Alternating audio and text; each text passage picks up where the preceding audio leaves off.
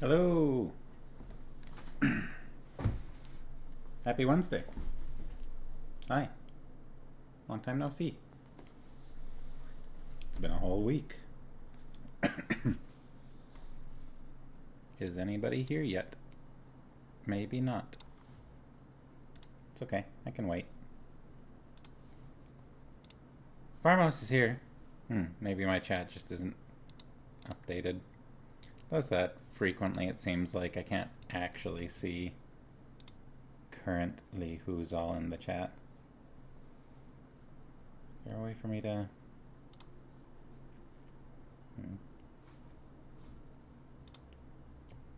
Yeah, I don't know. Yes. Tritos are in front of me.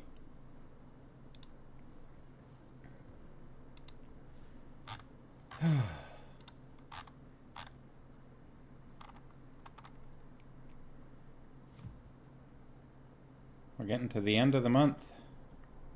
Only 2 days left in September after today. It's the 28th. We're nearly there.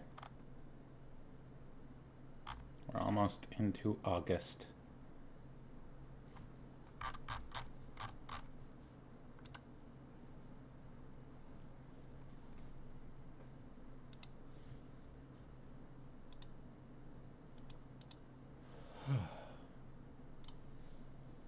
Speaking of Tritos, I still have fries.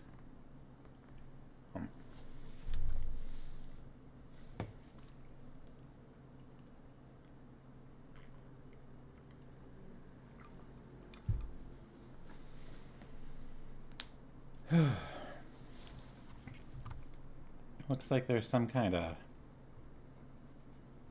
highlight settings. What's this? This is new.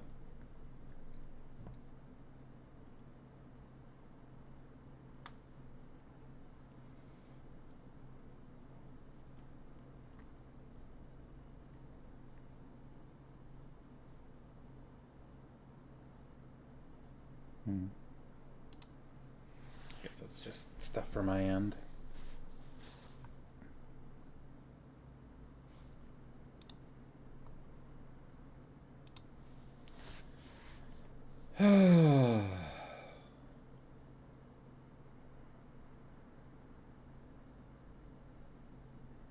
It's Wednesday. We need to do cleaning and garbage goes out tonight. Tomorrow's going to be a little busy.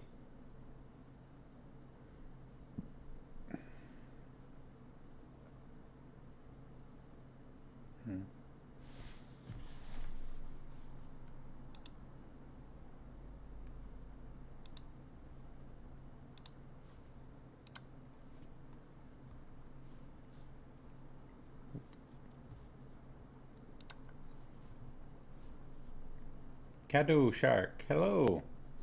How's it going? We are getting ready to get back to Men at Arms by Sir Terry Pratchett. We're about that far in.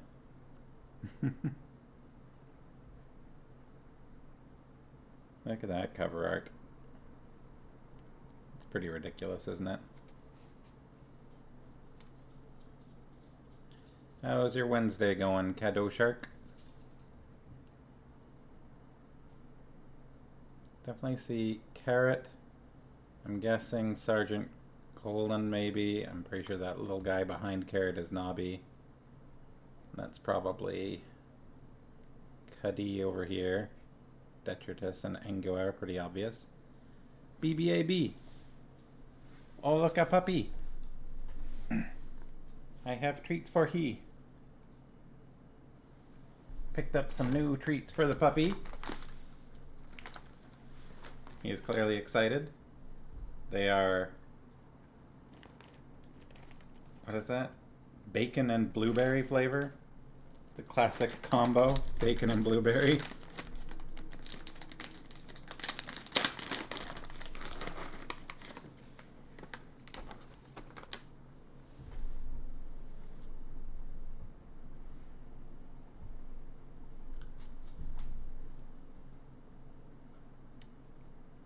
Just had a school thing. Classroom open house. Are you all settled? Or just, are you still in the car or something?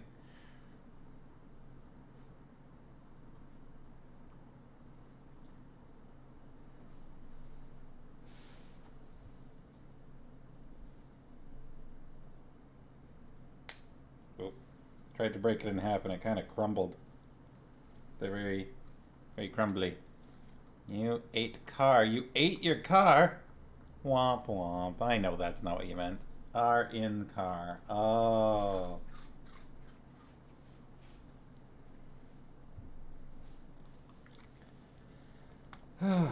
Well, how was the...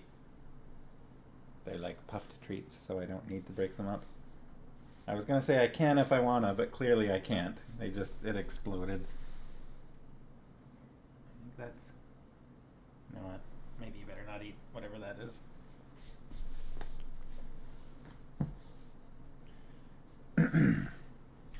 So, I've got another busy weekend ahead. So once more, I'm not going to be able to do the stream on Friday. I'm sorry, everyone. 2 weeks in a row. We've got people coming to view the house on Friday.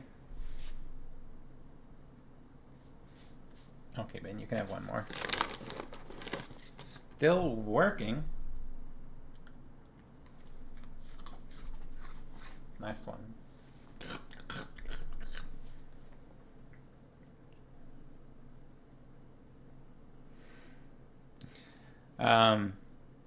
Yeah.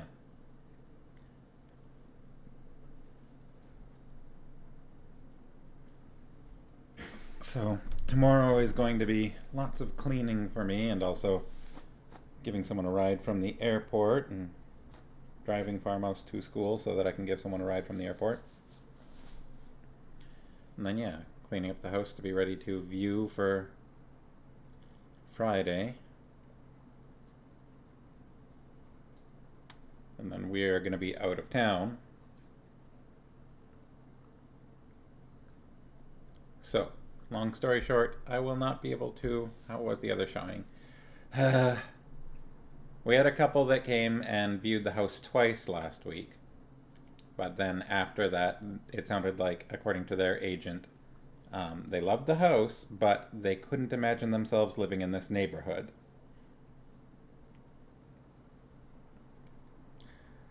Which, I don't know what's wrong with the neighborhood. It's a lovely neighborhood. The neighborhood's something I quite enjoy about this house. So, no luck there, it seems like. But hopefully whoever it is that's coming to look at the place on Friday loves it.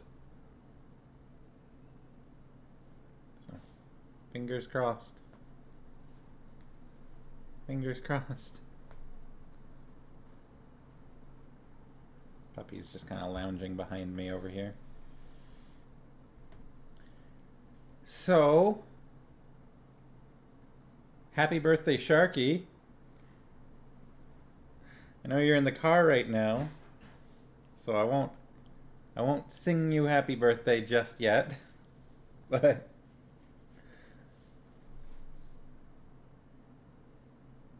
what's wrong with the neighborhood, right? It's actually a really nice neighborhood. The only complaint I have is that we're not, like, a short distance to any decent grocery stores. You have to do a little bit of a drive or settle for Walmart. Sharky's birthday was on the weekend, on Sunday, right? Sunday? I don't know why I felt like I... Blah, blah. Thanks.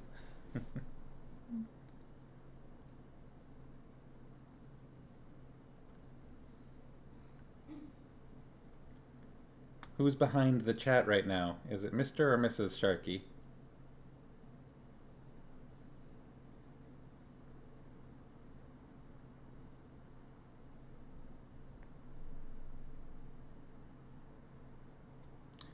If the people... Yeah, Mrs. is driving.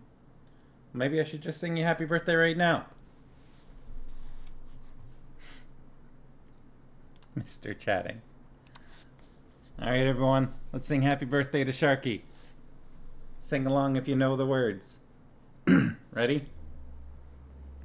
Happy birthday. Happy birthday. May the candles on your cake burn like cities in your wake. Happy birthday. Happy birthday. Gloom, destruction, and despair. People dying everywhere. Happy birthday. Happy birthday. May the women wail and weep. Kill them all, but save the sheep. Happy birthday. Happy birthday. Black Death has just struck your town. You yourself feel quite run down. Happy birthday. There's way too many verses. That's all you get.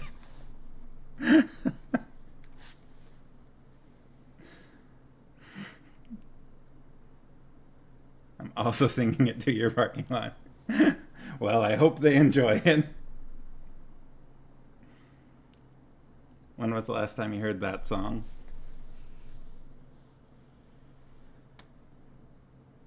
That was uplifting.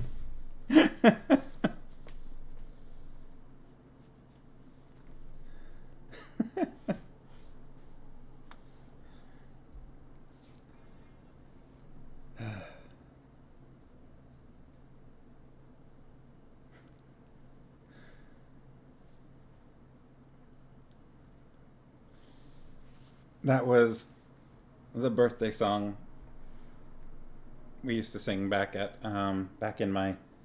I used to do SCA stuff, which Sharky's did a little as well, right?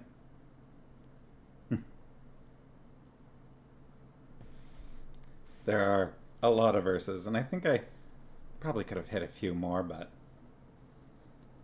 So, Men-at-Arms.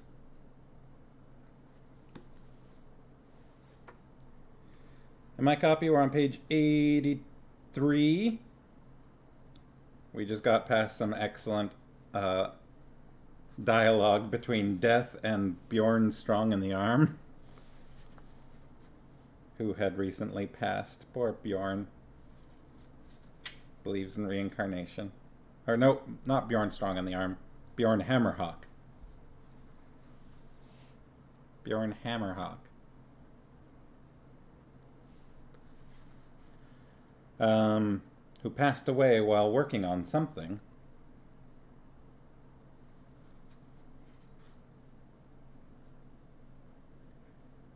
Prior to that, Dr. Cruces had a conversation with the patrician where Dr. Cruces demanded that Vimes be called off his investigation.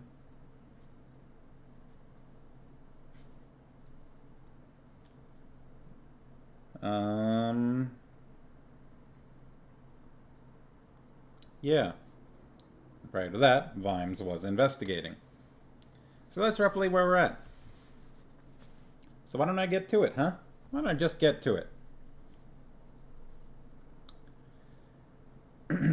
Ready? Page 83.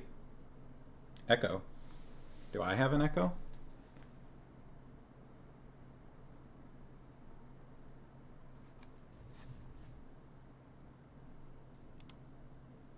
Or is it just because you've got two accounts going? Echo? Echo?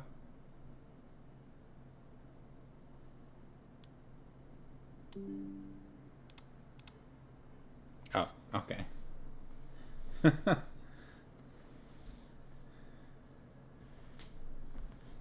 I'll back up slightly so you can see the pup. Slightly amusing. Ready? Okay, page 83. Here we go. Let me have a drink of water first.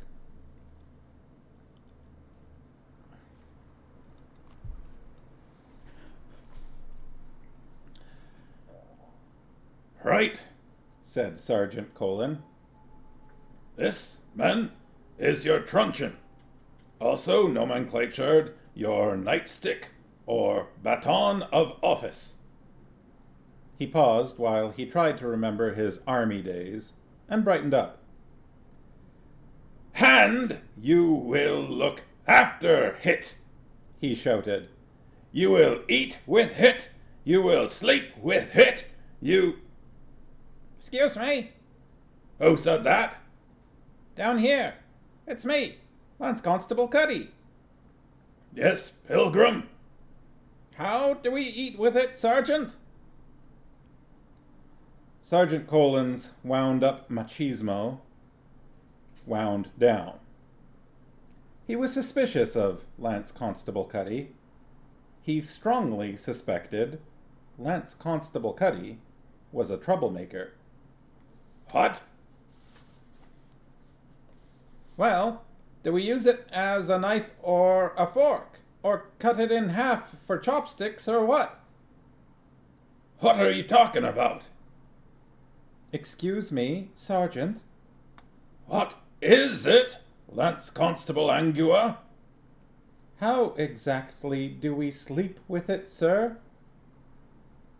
Well, I meant... Corporal Nobbs, stop that sniggering right now! Colin adjusted his breastplate and decided to strike out in a new direction.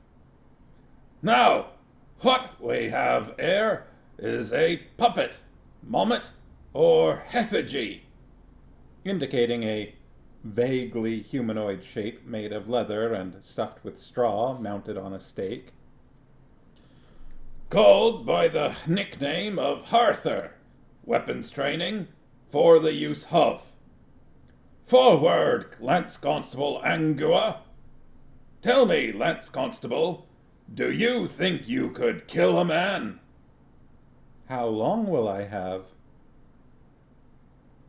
There was a pause while they picked up Corporal Nobbs and patted him on the back until he settled down.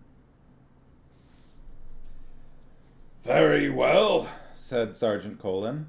What you must do now is take your truncheon like so, and on the command 1, proceed smartly to Arthur, and on the command 2, tap him smartly on the bonce. 1, 2... The truncheon bounced off Arthur's helmet. Very good. Only one thing wrong. Anyone tell me what it was? They shook their heads. From behind, said Sergeant Colin. You hit him from behind. No sense in risking trouble, is there? Now, you have a go, Lance Constable Cuddy. But, Sarge... Do it! They watched. Perhaps we could fetch him a chair? Said Angua, after an embarrassing 15 seconds. Detritus sniggered. Too little to be a guard, he said. Lance Constable Cuddy stopped jumping up and down. Sorry, Sergeant, he said. This isn't how dwarfs do it, see? It's how guards do it, said Sergeant Colin. All right, Lance Constable Detritus, don't salute! You give it a try. Detritus held the truncheon between what must technically be called thumb and forefinger, and smashed it over Arthur's helmet. He stared reflectively at the truncheon's stump. Then he bunched up his, for want of a better word, fist, and hammered Arthur over what was briefly its head until the stake was driven 3 feet into the ground. Now the dwarf, he can have a go, he said. There was another embarrassed 5 seconds. Sergeant Colin cleared his throat. Well, yes, I think we can consider him thoroughly apprehended, he said. Make a note, Corporal Nobbs. Lance Constable Detritus, don't salute. Deducted $1 for loss of truncheon. And you're supposed to be able to ask him questions afterwards. He looked at the remains of Arthur. I think around about now is a good time to demonstrate the fine points of archery, he said. Hey, it's Bear. Welcome, Bear. We're a bit of a way into Men-at-Arms. The new guards are getting trained. We're on page 85, which is technically like 78, because for some reason the book started on page 7. Lady Sybil Ramkin looked at the sad strip of leather that was all that remained of the late Chubby. "Who'd do something like this to a poor little dragon?" she said. We're trying to find out," said Vimes. We think, maybe, he was tied up next to a wall and exploded." Carrot leaned over the wall of a pen. "Coochie coochie coo," he said. A friendly flame took his eyebrows off. "I mean, he was as tame as anything," said Lady Ramkin. "Wouldn't hurt a fly, poor little thing." "How could someone make a dragon blow up?" said Vimes. "Could you do it by giving it a kick?" "Oh, yes," said Lady Sybil. "You'd lose your leg, mind you." "Then that wasn't it. Any other way? So you wouldn't get hurt?" "Not really. It'd be easier to make it blow itself up. Really, Sam, I don't like talking about—" "I have to know." Hope y'all are doing well. We're doing all right, at least on this side of things. Trying to sell the house. Another house viewing on Friday, so I won't be here on Friday as a result of that and other things. "Well, at this time of year the males fight. Make themselves look big, you know. That's why I always keep them apart." Vimes shook his head. "There was only one dragon," he said. Behind them, Carrot leaned over the next pen, where a pear-shaped male dragon opened one eye and glared at him. "Who's a good boy, then?" murmured Carrot. "I'm sure I've got a bit of coal somewhere." The dragon opened the other eye, blinked, and then was fully awake and rearing up. Its ears flattened, its nostrils flared, its wings unfurled. It breathed in. From its stomach came the gurgle of rushing acids as sluices and valves were opened. Its feet left the floor. Its chest expanded. Vimes hit Carrot at waist height, bearing him to the ground. In its pen, the dragon blinked. The enemy had mysteriously gone. Scared off! It subsided, blowing off a huge flame. Vimes unclasped his hands from his head and rolled over. "What did you do that for, Captain?" said Carrot. "I wasn't—" "It was attacking a dragon!" shouted Vimes. "One that wouldn't back down!" He pulled himself to his knees and tapped Carrot's breastplate. "You polish that up real bright," he said. "You can see yourself in it. So can anything else." "Oh, yes, of course there's that," said Lady Sybil. "Everyone knows you should keep dragons away from mirrors." "Mirrors?" said Carrot. "Hey, there were bits of—" "Yes, he showed Chubby a mirror," said Vimes. "The poor little thing must have been trying to make himself bigger than himself," said Carrot. "We're dealing here," said Vimes, "with a twisted mind." "Oh, no! You think so?" "Yes." "But, no, you can't be right, because Nobby was with us all the time." "Not Nobby," said Vimes testily. Whatever he might do to a dragon, I doubt if he'd make it explode. There's stranger people in this world than Corporal Nobbs, my lad. Carrot's expression slid into a rictus of intrigued horror. Gosh, he said.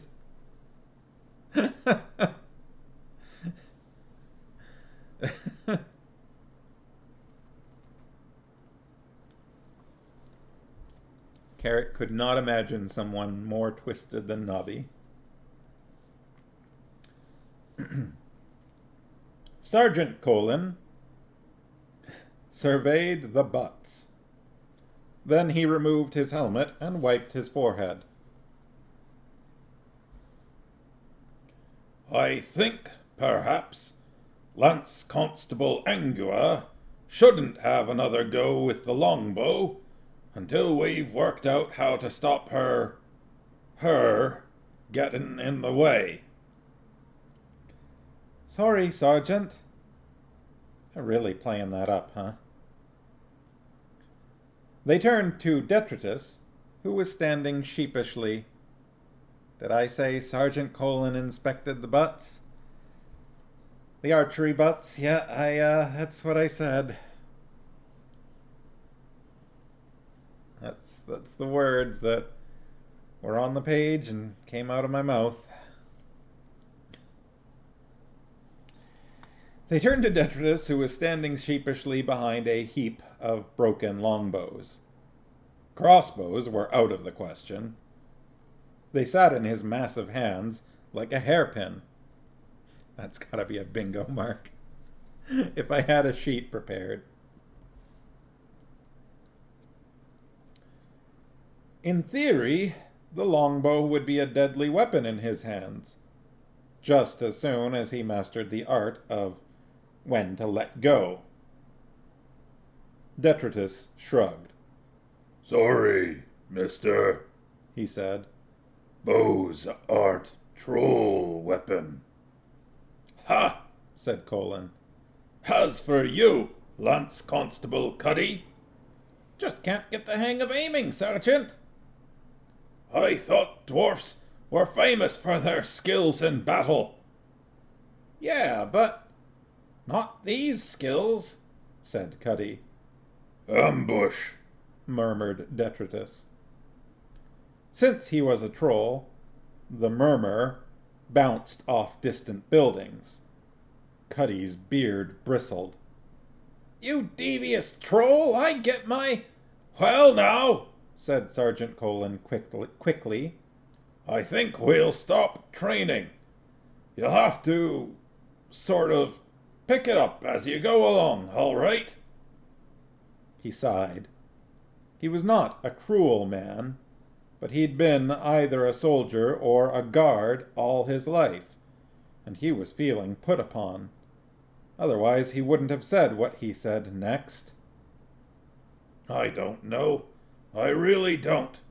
Fighting amongst yourselves, smashing your own weapons. I mean, who do we think we're fooling? Now, it's nearly noon. You take a few hours off. We'll see you again tonight. If you think it's worth turning up.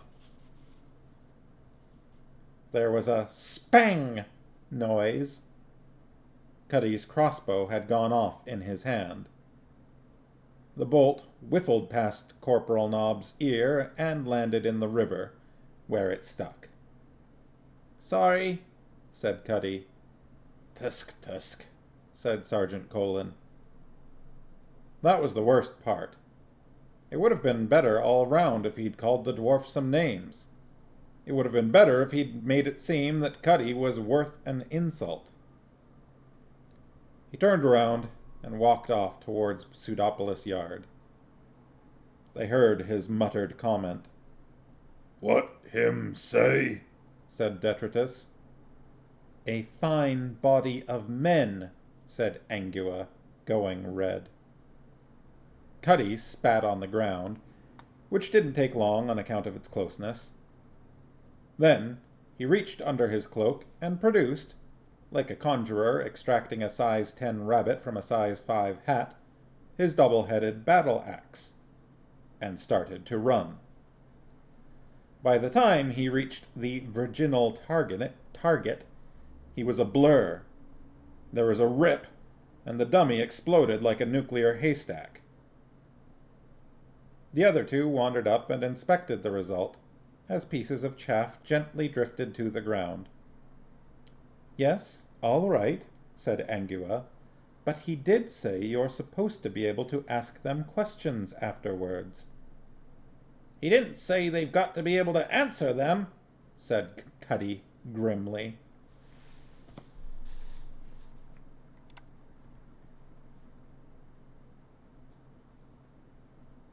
Where is it? There it is. Oh, wrong one. That's the right one. Although, a little bit of both, I think.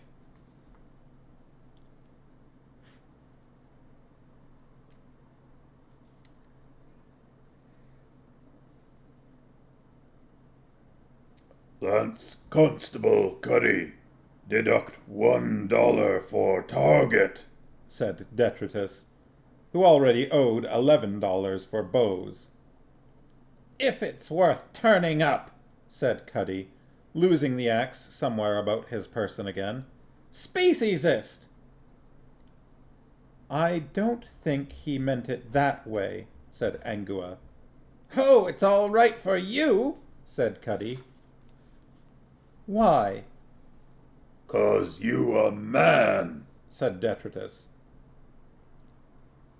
Angua was bright enough to pause for a moment to think this over. "A woman," she said. "Same thing." "Only in broad terms. Come on, let's go and have a drink." The transient moment of camaraderie in adversity completely evaporated. "Drink with a troll!" "Drink with a dwarf!" "All right," said Angua. "How about you and you coming and having a drink with me?" Angua removed her helmet and shook out her hair. Female trolls don't have hair, although the more fortunate ones are able to cultivate a fine growth of lichen, and a female dwarf is more likely to be complimented on the silkiness of her beard than on her scalp. But it was just possible the sight of Angua scraped little sparks off some shared ancient cosmic maleness.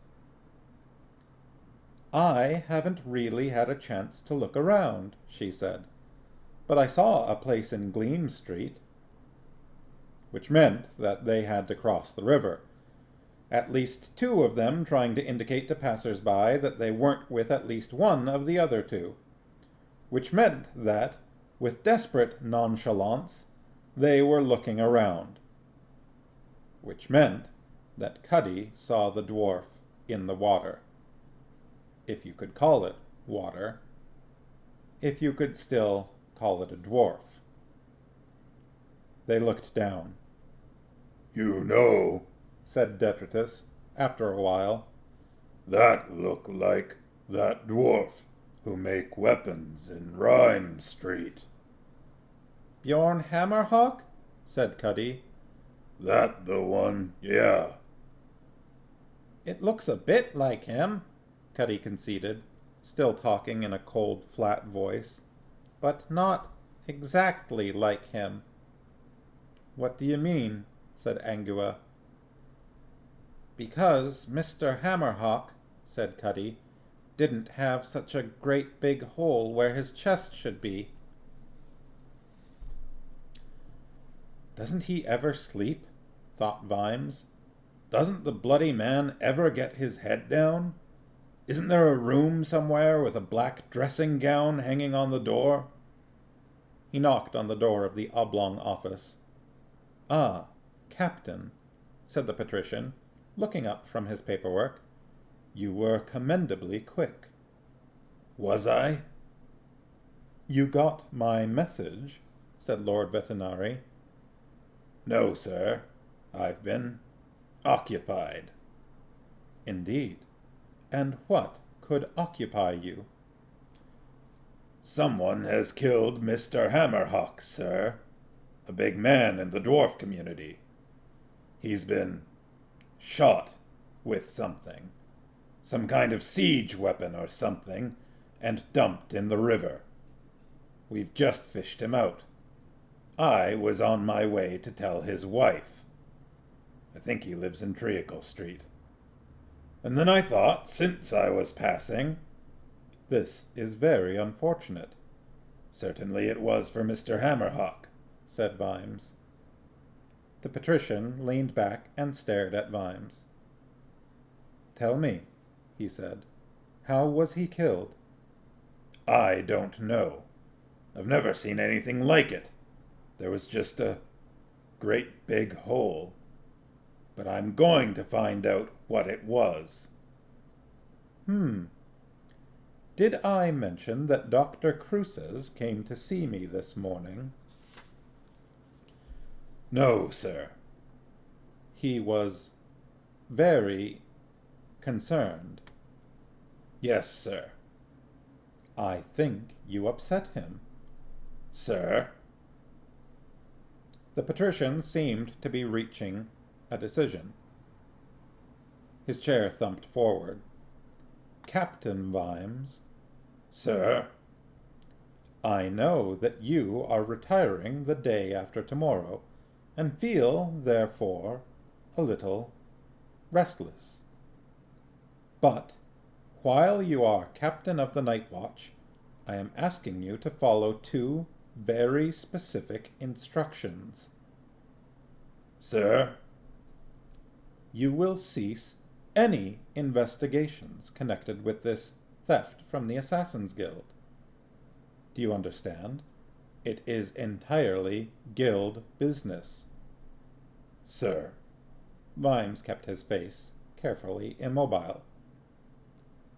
I'm choosing to believe that the unspoken word in that sentence was a yes, Captain. Sir? And that one, too. As for the matter of the unfortunate Mr. Hammerhawk, the body was discovered just a short while ago. Yes, sir. Then it's out of your jurisdiction, Captain. What? Sir? The day watch can deal with it. But we've never bothered with that hours of daylight jurisdiction stuff. Nevertheless, in the current circumstances, I shall instruct Captain Quirk to take over the investigation, if it turns out that one is necessary.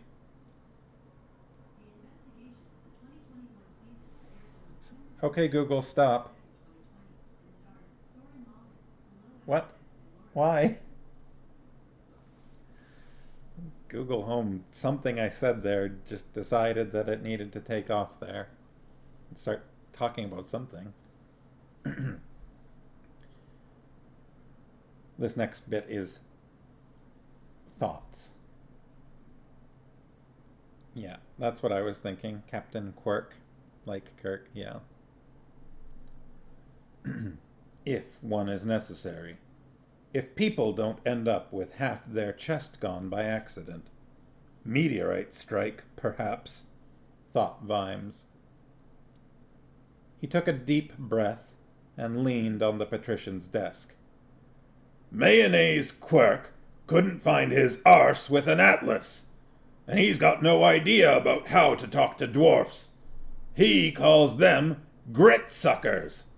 My men found the body. It's my jurisdiction.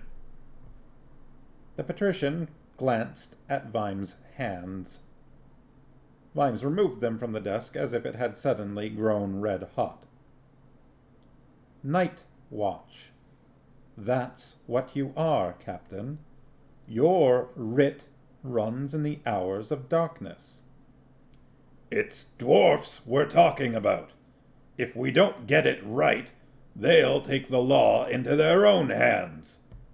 That usually means chopping the head off the nearest troll. And you'll put quirk on this? I've given you an order, Captain. But You may go. you can't. I said you may go, Captain Vimes. Sir. Vimes saluted. Then he turned about and marched out of the room. He closed the door carefully so that there was barely a click. The patrician heard him thump the wall outside. Vimes wasn't aware, but there were a number of barely perceptible dents in the wall outside the oblong office, their depths corresponding to his emotional state at the time. By the sound of it, this one would need the services of a plasterer. Oops, didn't mute my phone either. All kinds of noises tonight.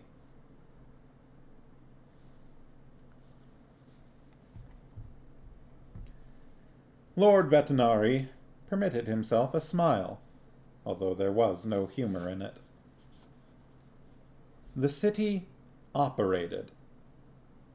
It was a self-regulating college of guilds linked by the inexorable laws of mutual self-interest, and it worked. On average. By and large. Overall. Normally.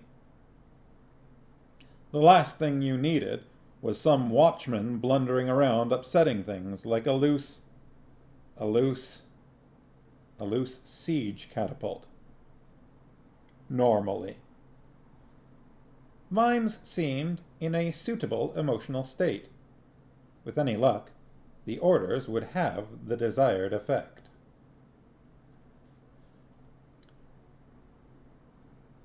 There's a bar like it in every big city. It's where the coppers drink. I do need to get some dishes going, but it's not going just yet. Sorry.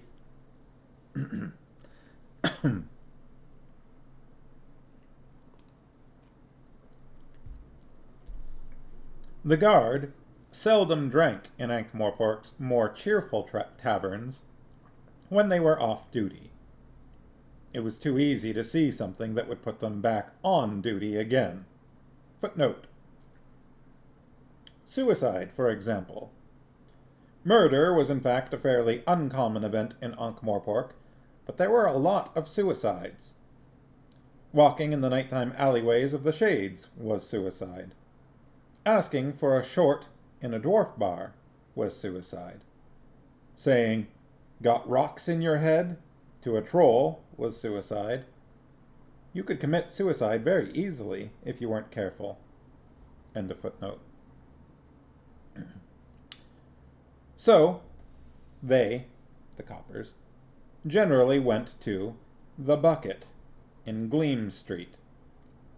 It was small and low-ceilinged, and the presence of city guards tended to discourage other drinkers. But Mr. Cheese, the owner, wasn't too worried about this. No one drinks like a copper who has seen too much to stay sober. Carrot counted out his change on the counter.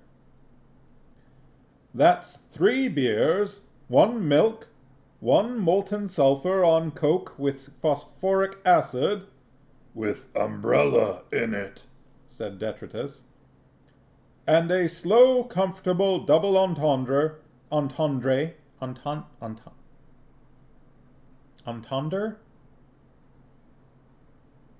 Double entendre.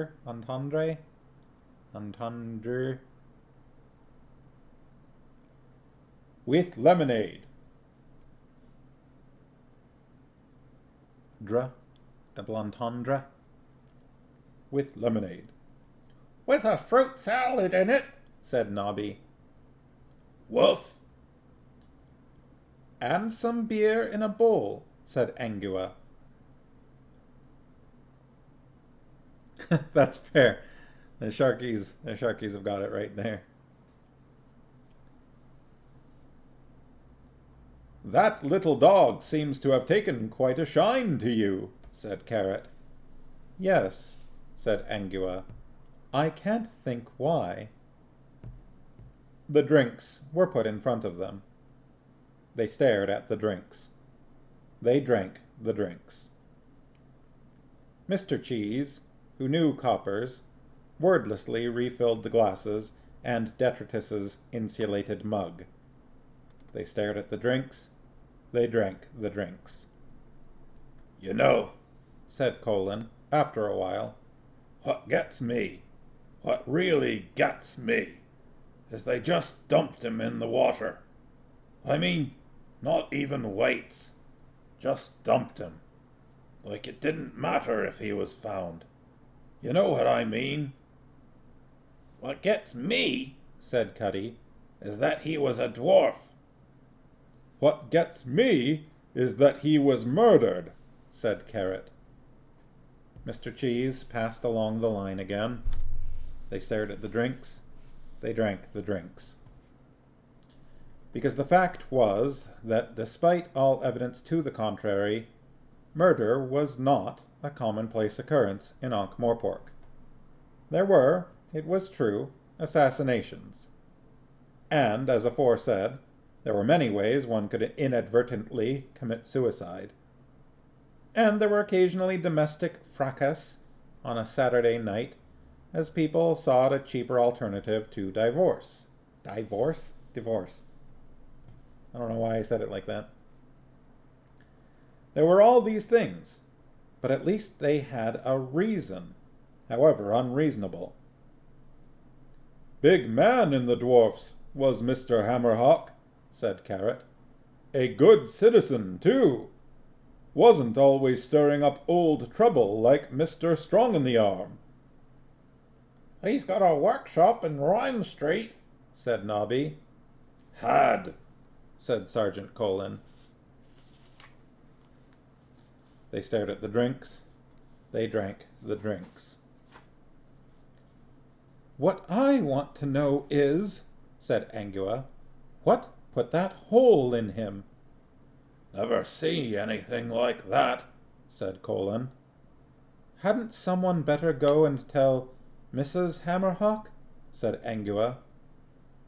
"Captain Vimes is doing it," said Carrot. "He said he wouldn't ask anyone else to do it." "Rather him than me," said Colin fervently. "I wouldn't do that for a big clock. They can be fearsome when they're angry, those little buggers." Everyone nodded gloomily, including the little bugger and the bigger little bugger by adoption. They stared at the drinks. They drank the drinks. "Shouldn't we be finding out who did it?" said Angua. "Why?" said Nobby. She opened and shut her mouth once or twice, and finally came out with, "In case they do it again." "It wasn't an assassination, was it?" said Cuddy. "No," said Carrot. "They always leave a note. By law." They looked at the drinks. They drank the drinks. "What a city," said Angua. "It all works. That's the funny thing," said Carrot. "Do you know, when I first joined the watch, I was so simple I arrested the head of the Thieves' Guild for thieving." "Sounds good to me," said Angua. "Got into a bit of trouble for that," said Carrot. "You see," said Colin. "thieves are organized here. I mean, it's official. They're allowed a certain amount of thieving. Not that they do much these days, mind you. If you pay them a little premium every year, they give you a card and leave you alone. Saves time and effort all round." "And all thieves are members?" said Angua. "Oh, yes," said Carrot. "Can't go thieving in Ankh-Morpork without a guild permit. Not unless you've got a special talent." "Why? What happens? What talent?" she said. "Well, like being able to survive being hung upside down from one of the gates with your ears nailed to your knees," said Carrot. Then Angua said, "That's terrible." Yes, I know. But the thing is, said Carrot, the thing is, it works. The whole thing. Guilds and organized crimes and everything. It all seems to work.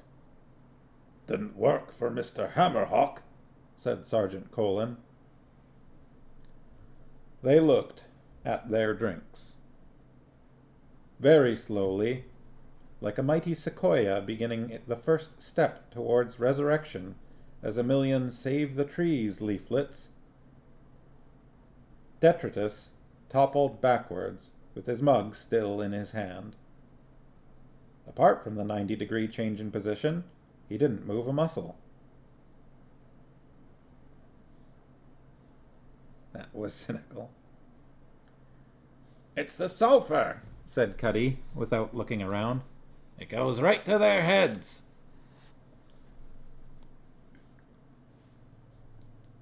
Carrot thumped his fist on the bar. We ought to do something. We could nick his boots, said Nobby. I mean about Mr. Hammerhawk. Oh, yeah, said Nobby. You sound like old Vimesy. If we was to worry about every dead body in this town... But not like this, snapped Carrot. Normally it's just, well, suicide, or guild fighting, stuff like that. But he was just a dwarf, pillar of the community, spent all day making swords and axes and burial weapons and crossbows and torture implements. And then he's in the river with a great big hole in his chest. Who's going to do anything about it if not us? You been putting anything in your milk? Said Colin. Look, the dwarfs can sort it out. It's like Quarry Lane. Don't stick your nose where someone can pull it off and eat it.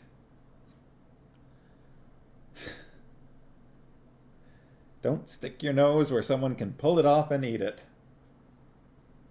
It's a good saying. We're the City Watch, said Carrot. That doesn't mean just that part of the city who happens to be over 4 feet tall and made of flesh. No dwarf did it, said Cuddy, who was swaying gently. No troll neither. He tried to tap the side of his nose and missed. The reason being, he still had all his arms and legs on. Captain Vimes'll want it investigated, said Carrot. Captain Vimes is trying to learn to be a civilian, said Nobby. Well, I'm not going to, Colin began. You said that exact thing to your snipping friend just yesterday? Don't stick your nose where someone can pull it off and eat it? It's a common saying, right? Well, I'm not going to, Colin began, and got off his stool. He hopped. He jumped up and down a bit, his mouth opening and shutting. Then the words managed to come out. My foot! I'm going to take a guess. What about your foot? Something stuck in it. He hopped backwards, clutching at one sandal, and fell over Detritus. You'd be amazed what can get stuck to your boots in this town, said Carrot. There's something on the bottom of your sandal, said Angua. Stop waving it about, you silly man. She drew her dagger. Bit of card or something, with a drawing pin in it? You picked it up somewhere. Probably took a while for you to tread it through. There. Bit of card, said Carrot. There's something written on it. Angua scraped away the mud. Gone.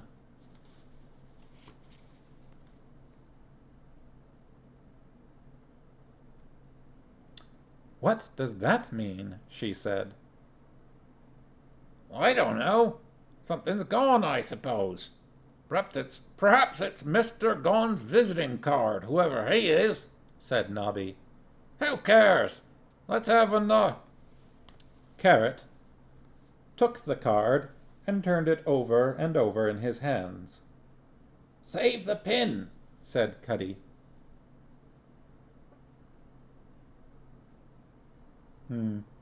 That's true. I guess they're using the words interchangeably. Also, the artwork has Carrot wearing sandals and just about everyone else wearing boots.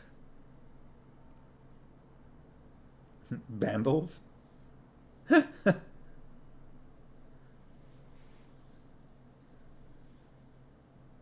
Of course, let's remember, the artwork is not a reliable source of information.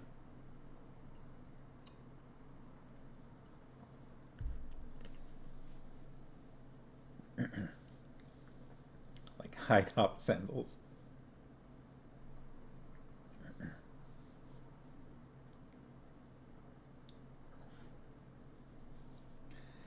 "Save the pin," said Cuddy.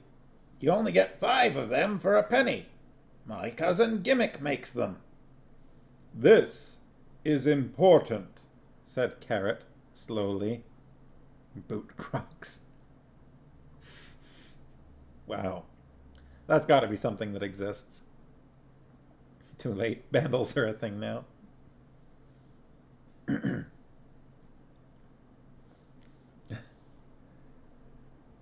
"This is important," said Carrot, slowly. "The captain ought to know about this. I think he was looking for it." "What's important about it?" said Sergeant Colin. "Apart from my foot hurting like blazes." "I don't know. The captain'll know," said Carrot stubbornly. "You tell him then," said Colin. "He's staying up at her ladyship's now." "Learning to be a gentleman," said Nobby. "I'm going to tell him," said Carrot. Angua glanced through the grubby window. The moon would be up soon. That was one trouble with cities. The damn thing could be lurking behind a tower if you weren't careful. "And I'd better be getting back to my lodgings," she said. "I'll accompany you," said Carrot, quickly. "I ought to go and find Captain Vimes in any case." "It'll be out of your way." "Honestly, I'd like to." She looked at his earnest expression. "I couldn't put you to the trouble," she said. "That's all right. I like walking. It helps me think." Angua smiled, despite her desperation. You gotta tell Carrot no, if that's what you mean. He's a little thick otherwise. For continuity. They stepped out into the softer heat of the evening. Instinctively, Carrot settled into the policeman's pace.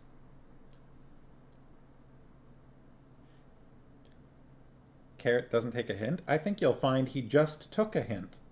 He wants to go give it to Captain Vimes. "Very old street, this," he said. "They say there's an underground stream under it. I read that. What do you think?" You think that's a clue, not a hint? What's the difference? "Do you really like walking?" said Angua, falling into step. "Oh, yes. There are many interesting byways and historical buildings to be seen. I often go for walks on my day off." She looked at his face. Ye gods, she thought. "Why did you join the watch?" she said. "My father said it'd make a man of me." "It seems to have worked." "Yes, it's the best job there is." "Really?" "Oh, yes. Do you know what policeman means?"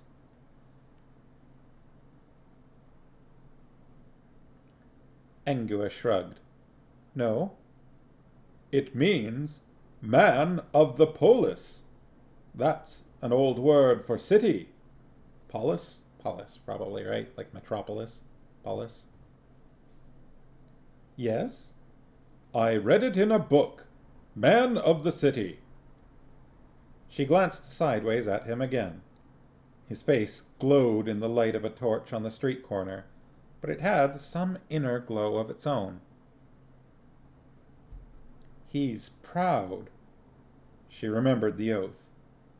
Proud of being in the damn watch, for God's sake. Why did you join? He said. Me? Oh, I like to eat meals and sleep indoors. Anyway, there isn't that much choice, is there? It was that, or become, a seamstress. Footnote. And you're not very good at sewing? Angua's sharp glance sought nothing but honest innocence in his face. Footnote.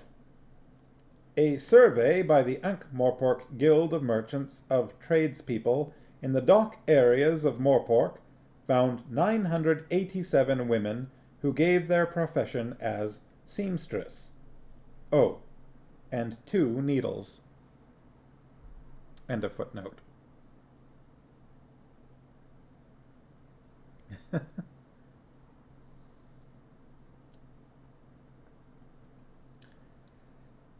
Yes, she said, giving up. That's right. And then I saw this poster. The City Watch needs men. Be a man in the City Watch. So I thought I'd give it a go. After all, I'd only have something to gain.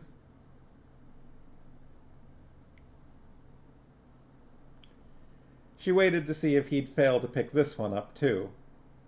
He did.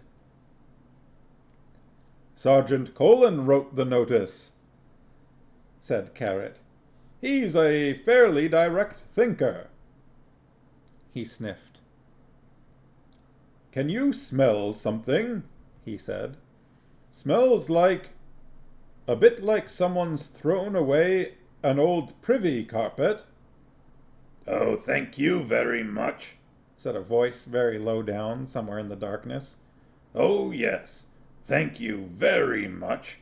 That's very was name of you. Old privy carpet. Oh, yes. Can't smell anything, Angua lied.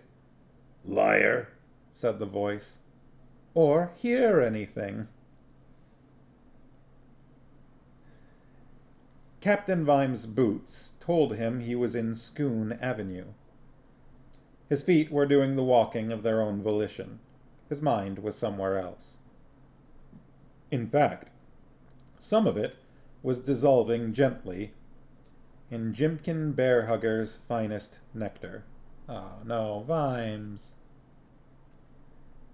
If only they hadn't been so damn polite. There were a number of things he'd seen in his life which he'd always try, without success, to forget.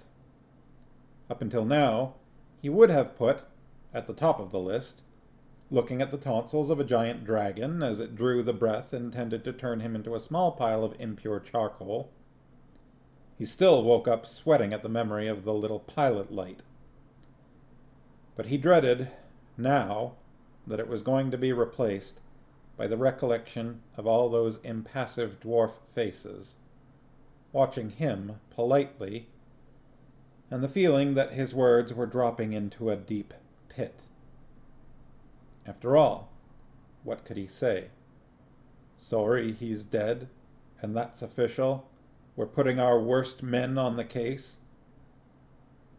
The late Bjorn Hammerhawk's house had been full of dwarfs. Silent, owlish, polite dwarfs. The news had got around. He wasn't telling anyone anything they didn't know. Many of them were holding weapons. Mr. Strong-in-the-Arm was there. Captain Vimes had talked to him before about his speeches on the subject of the need for grinding all trolls in little bits and using them to make roads. But the dwarf wasn't saying anything now. He was just looking smug. There was an air of quiet, polite menace that said, "We'll listen to you, then we'll do what we decide to do." He hadn't even been sure which one was Mrs. Hammerhawk. They all looked alike to him. When she was introduced, helmeted, bearded, he'd got polite, non-committal answers. No, she'd locked his workshop and seemed to have mislaid the key. Thank you. He'd tried to indicate, as subtly as possible, that a wholesale march on Quarry Lane would be frowned upon by the guard, probably from a vantage point at a safe distance, but hadn't the face to spell it out. He couldn't say, "Don't take matters into your own hands, for the guard are mightily in pursuit of the wrongdoer," because he didn't have a clue where to start. Had your husband any enemies? Yes, someone put a huge great hole in him, but apart from that, did he have any enemies? So, he'd extracted himself with as much dignity as possible, which wasn't very much, and after a battle with himself, which he'd lost, he'd picked up half a bottle of Bear Hugger's Old Persnickety and wandered into the night.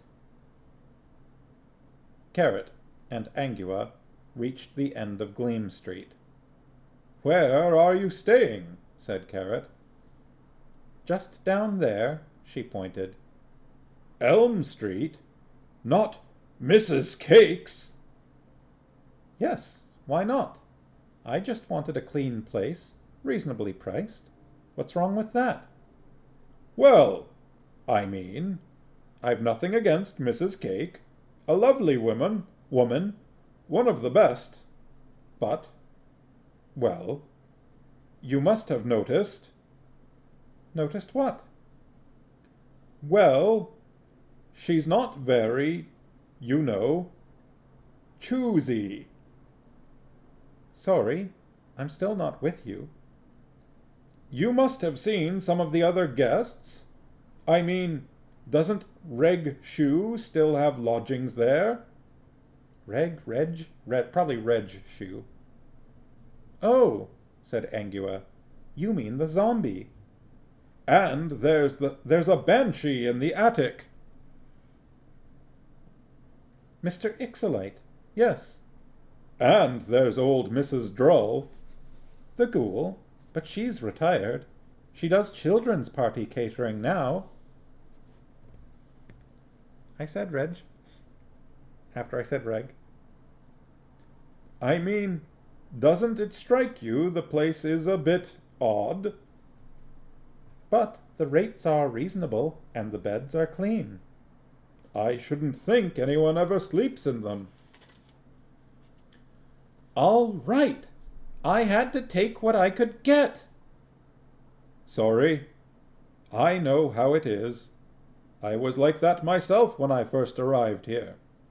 But my advice is to move out as soon as it's polite and find somewhere, well, more suitable for a young lady, if you know what I mean." "Not really. Mr. Shoe even tried to help me upstairs with my stuff. Mind you, I had to help him upstairs with his arms afterwards. Bits fall off him all the time, poor soul." "But they're not really our kind of people," said Carrot wretchedly. "Come on, Carrot. You're better than this."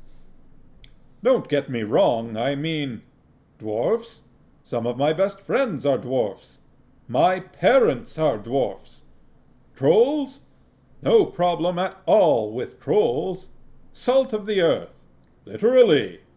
Wonderful chaps under all that crust. But undead. I just wish they'd go back to where they came from, that's all." "Most of them came from round here." "I just don't like 'em. Sorry." "I've got to go," said Angua coldly. She paused at the dark entrance of an alley. Right, said Carrot. When shall I see you again?" "Tomorrow. We're in the same job, yes? But maybe when we're off duty we could take a got to go. Angua turned and ran. The moon's halo was already visible over the rooftops of Unseen University. Okay, well, right. Tomorrow, then, Carrot called after her. I mean, to be fair, how many of you have played Dungeons & Dragons before? If you see a zombie in Dungeons & Dragons, you kill it, right?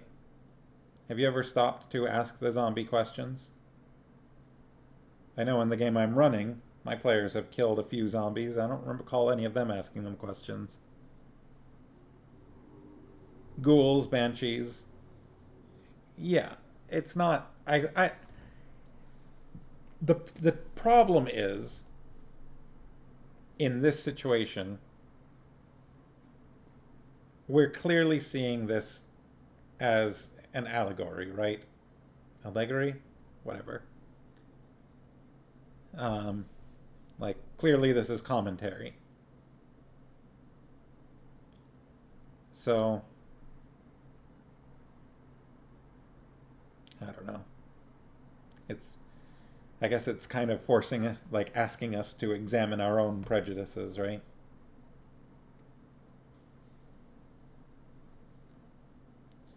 Angua could feel the world spinning as she stumbled through the shadows. She shouldn't have left it so long. She stumbled out into a cross street with a few people in it and managed to make it to an alley mouth, pawing at her clothes.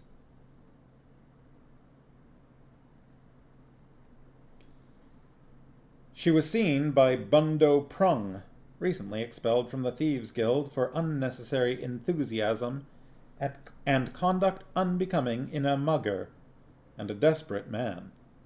An isolated woman in a dark alley was just about what he felt he could manage.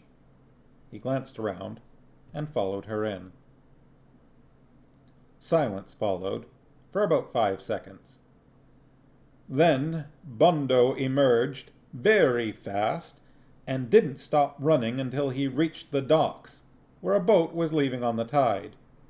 He ran up the gangplank just before it was pulled up and became a seaman, and died 3 years later when an armadillo fell on his head in a far-off country, and in all that time he never said what he'd seen. But he did scream a bit whenever he saw a dog. Angua emerged a few seconds later and trotted away.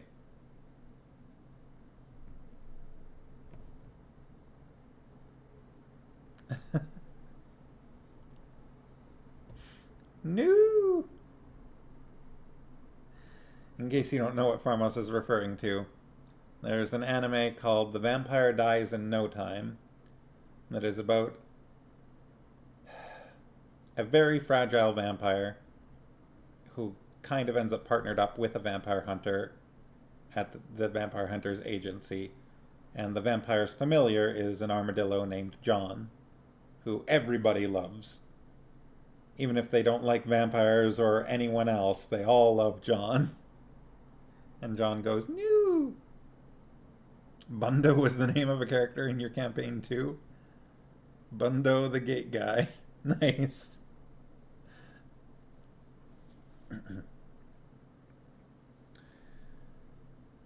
I like that bit about Bundo, though. Just the rest of his life summed up in a paragraph. Lady Sybil Ramkin opened the door and sniffed the night air. "Samuel Vimes, you're drunk!" "Not yet, but I hope to be," said Vimes, in cheerful tones. "And you haven't changed out of your uniform." Vimes looked down, and then up again. "That's right," he said brightly.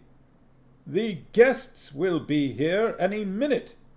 Go on up to your room.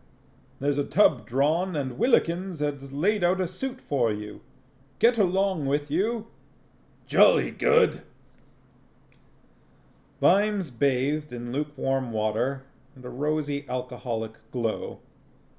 Then he dried himself off as best he could and looked at the suit on the bed.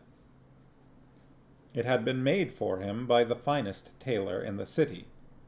Sybil Ramkin had a generous heart. She was a woman out for all she could give. The suit was blue and deep purple, with lace on the wrists and at the throat. It was the height of fashion, he had been told. Sybil Ramkin wanted him to go up in the world. She'd never actually said it, but he knew she felt he was far too good to be a copper. He stared at it in muzzy incomprehension. He'd never really worn a suit before. When he was a kid, there'd been whatever rags could be tied on, and later there'd been the leather knee breeches and chainmail of the watch. Comfortable, practical clothes. There was a hat with the suit. It had pearls on it. Vimes had never worn any headgear before that hadn't been hammered out of one piece of metal. The shoes were long and pointy. He'd always worn sandals in the summer, and the traditional cheap boots in the winter. Captain Vimes could just about manage to be an officer. He wasn't at all sure how to become a gentleman. Putting on the suit would seem to be part of it.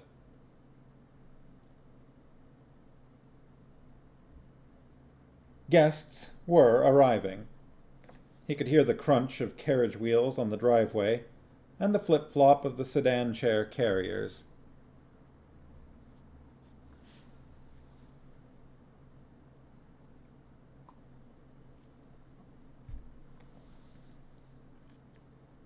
He glanced out the window. Scone Avenue was higher than most of Morpork, and offered unrivaled views of the city, if that was your idea of a good time. The patrician's palace was a darker shape in the dusk, with one lighted window high up. It was the center of a well-lit area, which got darker and darker as the view widened and began to take in those parts of the city where you didn't light a candle, because that was wasting good food. There was red torchlight around Quarry Lane. Well, Troll's New Year, understandable. And a faint glow over the high-energy magic building at Unseen University. Vimes would arrest all wizards on suspicion of being too bloody clever by half. But more lights than you'd expect to see around Cable and Sheer, the part of the city that people like Captain Quirk referred to as Tiny Town. "Samuel!" Vimes adjusted his cravat as best he could. He'd faced trolls and dwarfs and dragons, but now he was having to meet an entirely new species. The rich. It was always hard to remember, afterwards, how the world looked when she was dans une certaine condition, as her mother had delicately called it. For example, I'm sorry for the way I said that. For example, she remembered seeing smells. The actual streets and buildings, they were there, of course, but only as a drab monochrome background against which the sounds and, yes, the smells, seared like brilliant lines of colored fire and clouds of, well, of colored smoke. That was the point. That was where it all broke down. There were no proper words afterwards for what she heard and smelled. If you could see an eighth distinct color just for a while, and then describe it back in the seven-colored world, it'd have to be something like a sort of greenish purple. It's the color of octarine, by the way.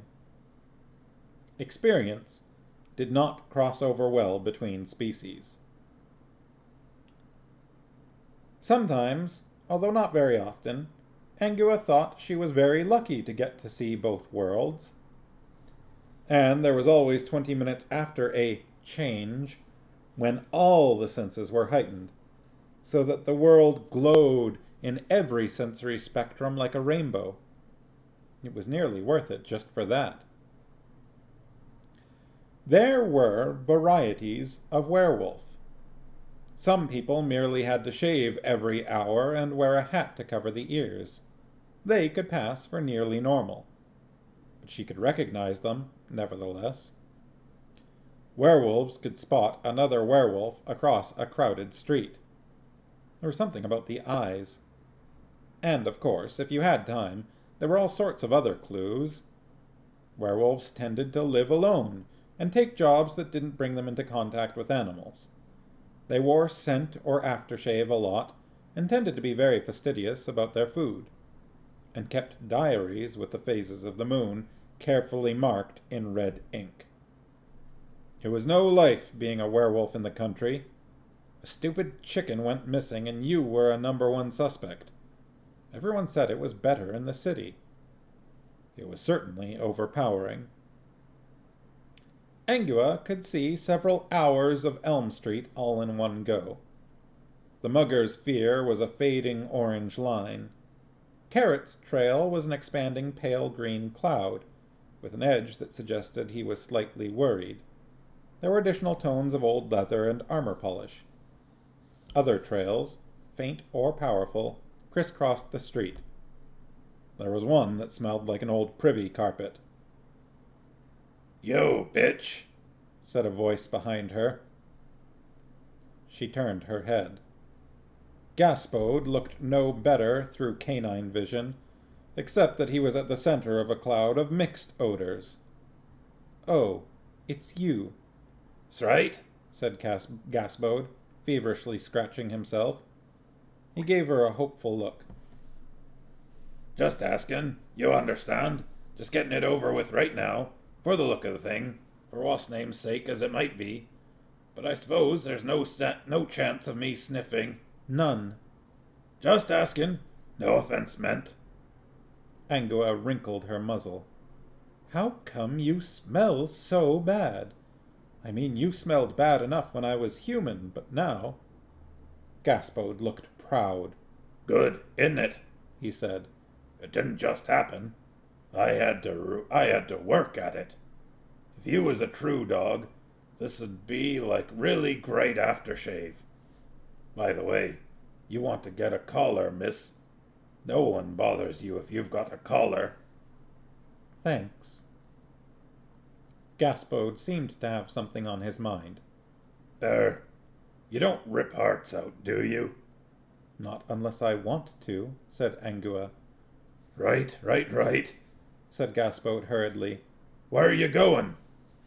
He broke into a waddling, bow-legged trot to keep up with her. "To have a sniff around Hammerhawk's place. I didn't ask you to come."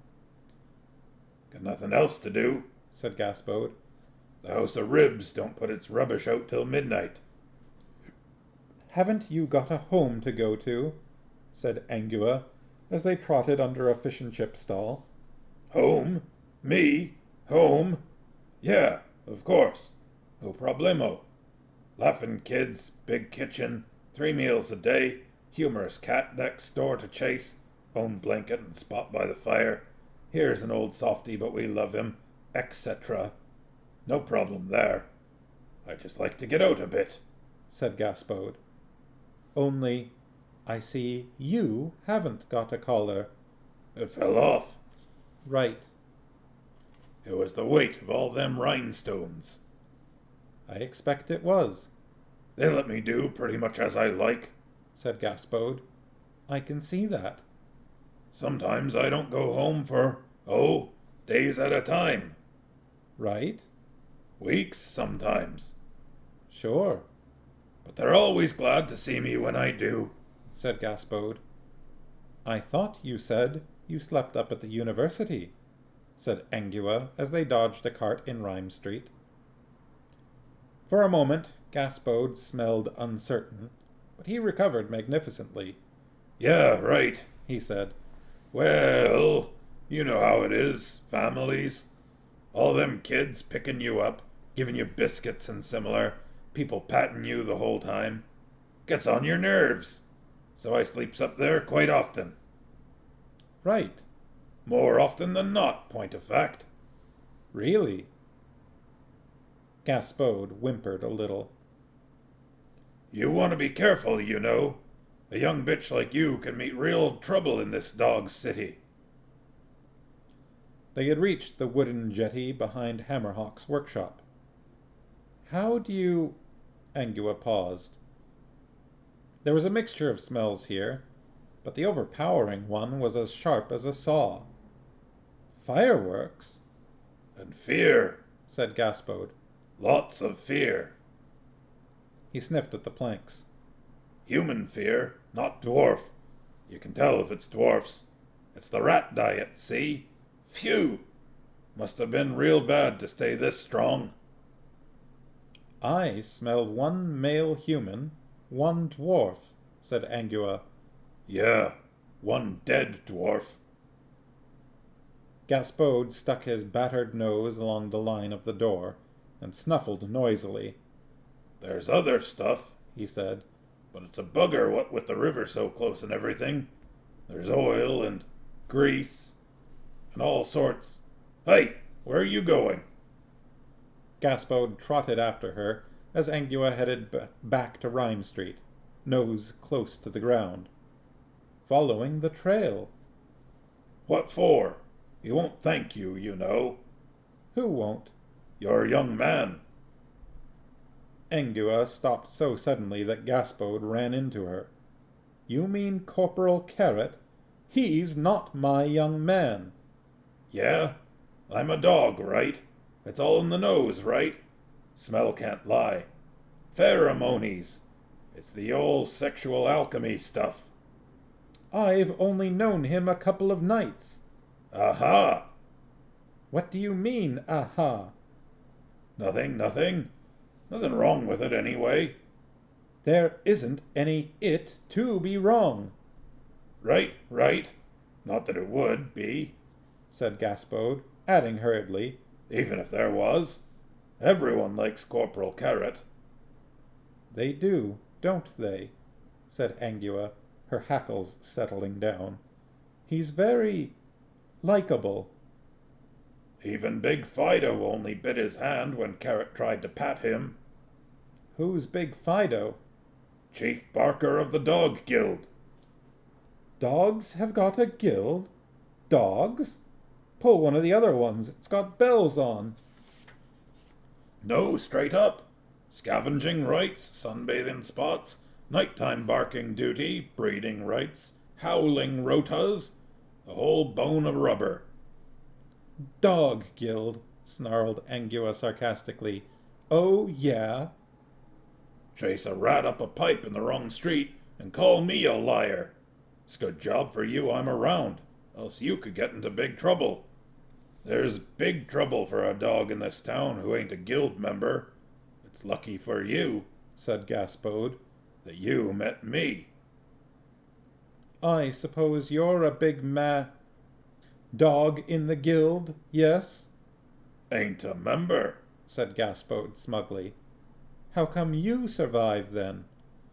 I can think on my paws, me. Anyway, Big Fido leaves me alone.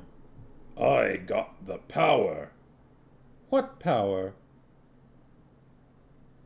It's so hard not to go into it. Never you mind. Big Fido, he's a friend o' mine. Biting a man's arm for patting you doesn't sound very friendly. Yeah, last man who tried to pat Big Fido, they only ever found his belt buckle. Hoodoo. Yes? And that was in a tree.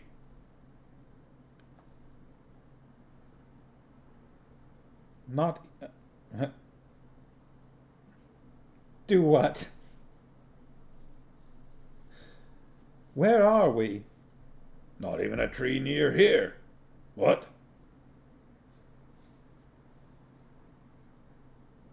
Gaspode sniffed the air.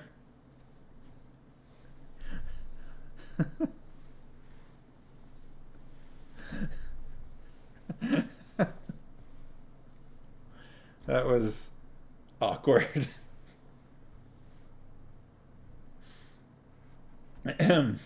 Gaspode sniffed the air. His nose could read the city in a way reminiscent of Captain Vime's educated souls. Junction of Scoon Avenue and Prout's, He said. Trail's dying out. It's mixed up with too much other stuff. Angua sniffed around for a while.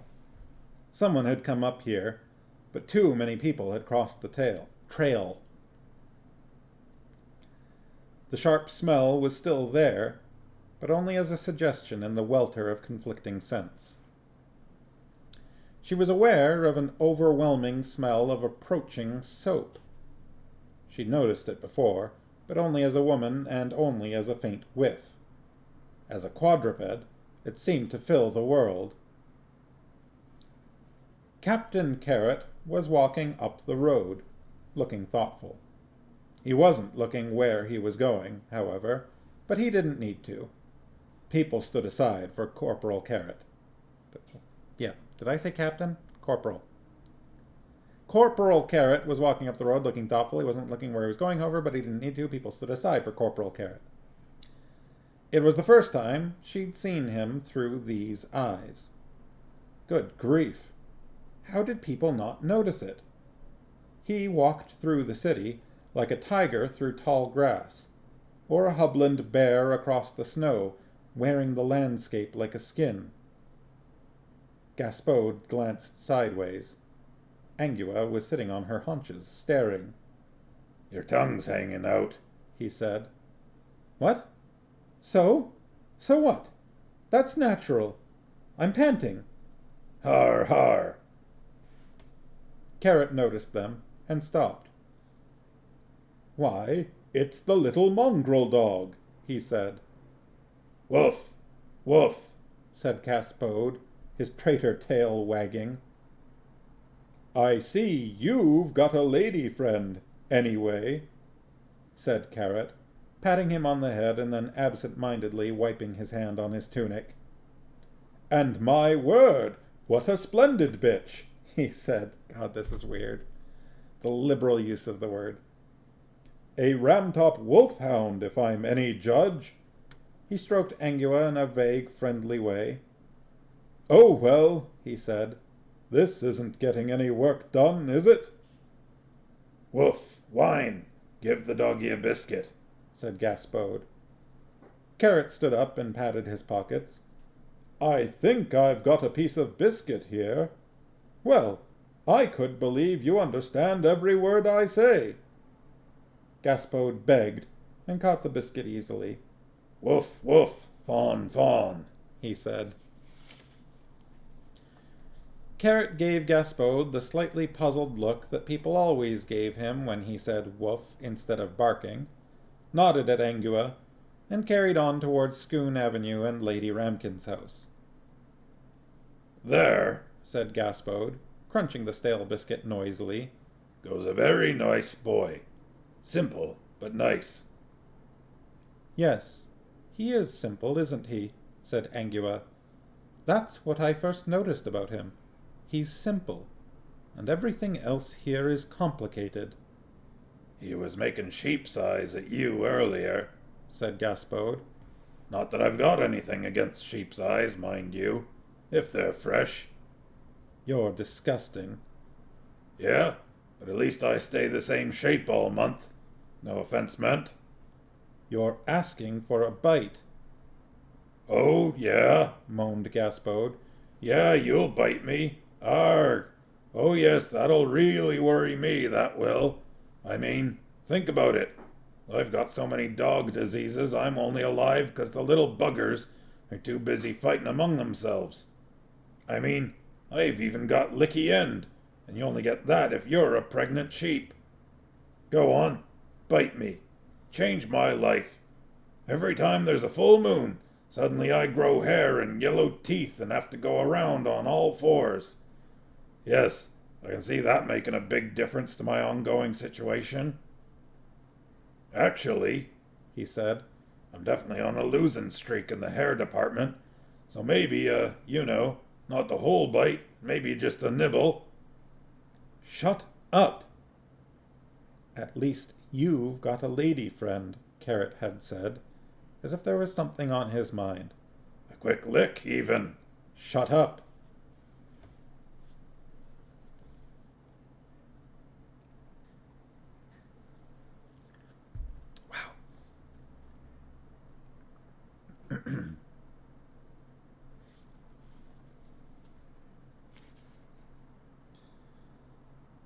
Let's see, this next scene is, goes on for a few pages. It looks like we're back to the party. Goes from page 115 to 122. Shall I get into it? How's everyone feeling?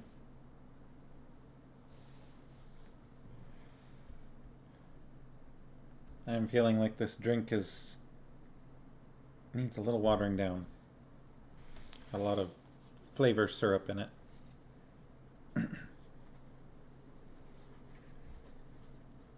Yeah, that's kind of what I guessed.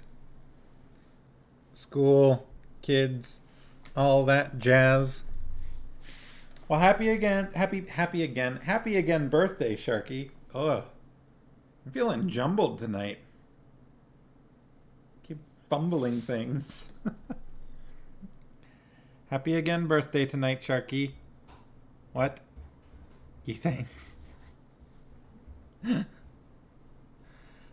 As I mentioned before, I am not going to be able to do Friday's stream again. I'll try to get both in next week, though.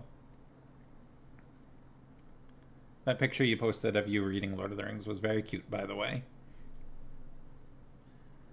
Alright, well, hopefully everyone's still enjoying the book. I know this one definitely has more, like, I think it's got more subtext than Guards did. I think it's got more sort of social commentary that it's taking jabs at. And I think we should expect to see more of that before the book's over. It's interesting because Sir Terry doesn't necessarily paint it black and white. You've got characters that need to learn what it is, that's going on with them. Even Carrot, which is a change. Carrot is usually such a moral compass that it's weird to hear him sounding kind of racist, even if he's talking about undead. And Vimes is having a relapse, falling off the wagon, which is sad. So we got no perfect characters, do we?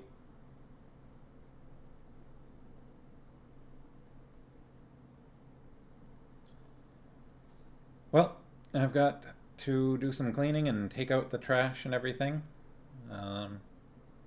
So, have a lovely evening, everyone, and a good rest of the week and weekend. And hopefully I'll see y'all in a week's time. Ingo is so far pretty moral, just a werewolf. A werewolf? Is that a dog who has a market stall?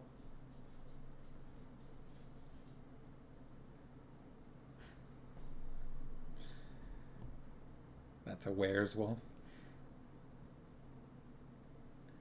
No, that's when you've lost a dog in the forest.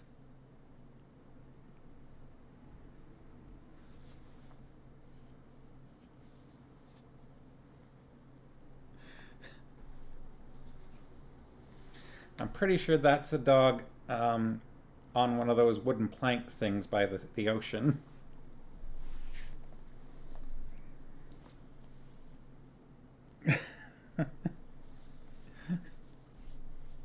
No, I think that's a pretty strange dog.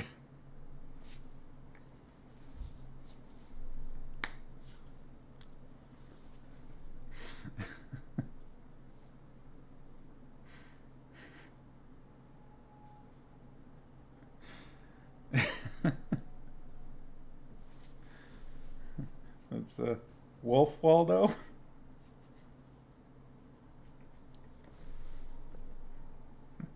Okay, a werewolf.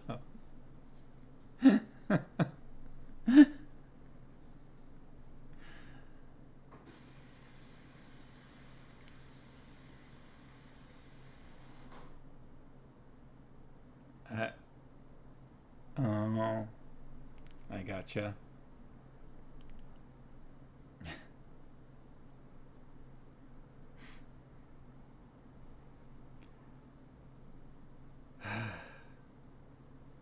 Okay.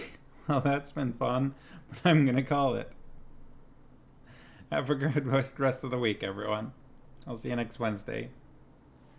Bye.